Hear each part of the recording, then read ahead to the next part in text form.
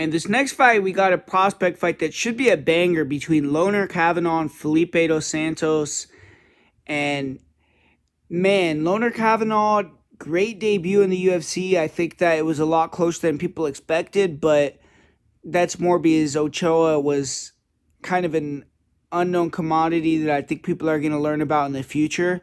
And Kavanagh had that great knockout in Contender Series, so I think people are expecting that a little bit, but we saw him go all 3 rounds. We saw him have to fight a hard fight, and he got the job done.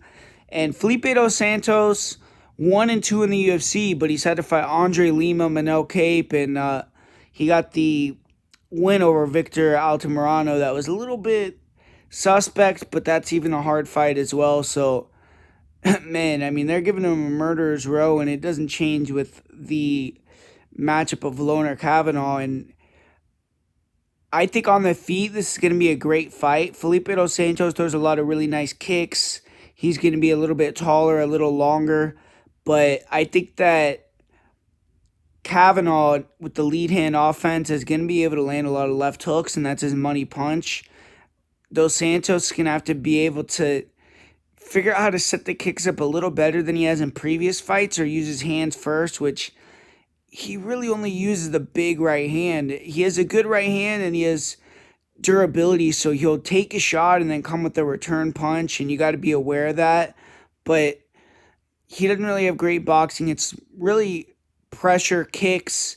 When you get tired, he'll turn up on you and throw some hard punches, but he wants to take your best shots, eat them, keep walking you down, wear you down, throw a lot of kicks on the outside, and eventually get you so tired that he can get you out of there. And his grappling is decent as well, but he could be taken down and controlled. We've seen that in a couple of his fights now. And even though he has some ability to take you down himself, he usually doesn't do that in a lot of his fights. I think that Loner would be smart to mix in the takedowns here, because on the feet, I think Kavanagh is sharper. He throws a lot of really nice single shots, and I think he's going to be able to land some nice hard counters. He might even be able to drop and hurt Dos Santos on some occasions. His front kicks to the body are nasty. His leg kicks are nasty too. So I think he can match Dos Santos with some kicks in that accumulation of damage game. But Kavanagh sometimes does load up and leave some openings.